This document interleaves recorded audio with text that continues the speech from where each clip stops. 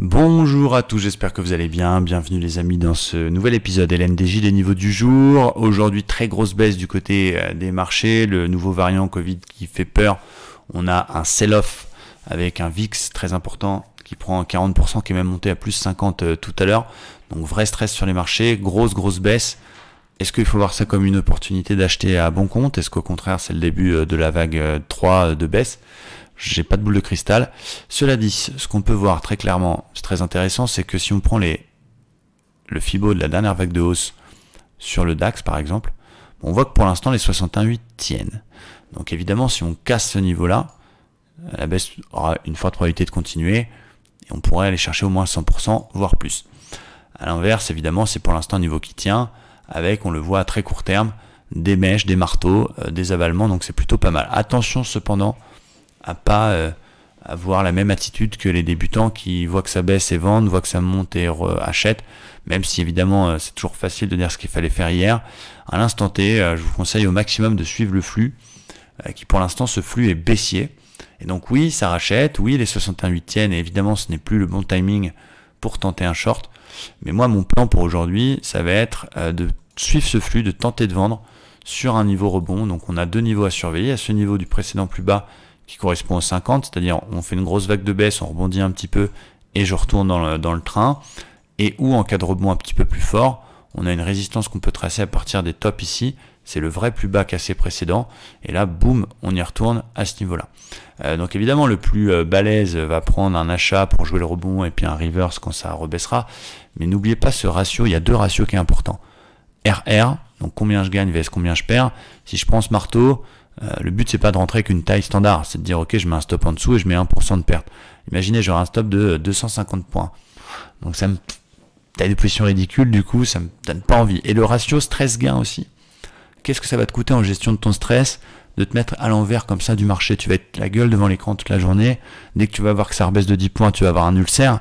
Il y a ça aussi qui est important. Il faut travailler en confort les amis. Donc là, même si j'étais un peu excité par le niveau 61,8 et l'espèce de marteau, pour l'instant je reste à l'écart. Et je vais plutôt essayer de suivre mon flux avec peut-être une première tentative de vente vers les 550 si on a un signal type bulle, etc. Et ou un petit peu plus haut si ça rebondit un petit peu plus fort. Voilà ce que je vais surveiller pour l'instant du côté des indices. Du côté du Dow Jones, c'est un petit peu la même chose. On a également une très grosse baisse qui assure le moyenne mobile 50. Il a défoncé la zone de polarité des 400 qui aurait pu tenir et qui avait tenu la semaine dernière.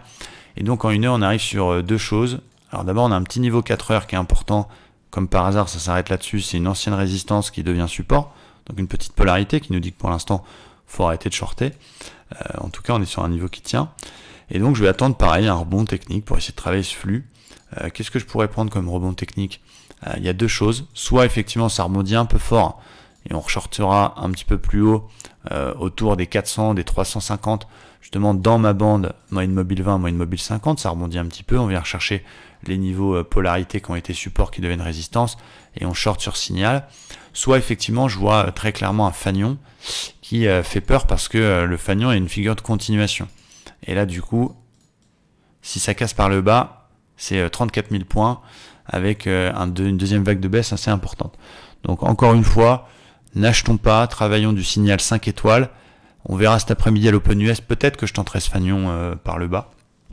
Mais en tout cas, j'ai pas envie de faire le noob, le fiche. Du coup ça a beaucoup baissé, j'achète. On travaille le flux en priorité. N'oublions pas qu'on n'a pas de boule de cristal et que voilà, on doit avoir du bon ratio, on doit avoir des plans logiques, on doit avoir du signal 5 étoiles. Et c'est tellement bon de rester à l'écart.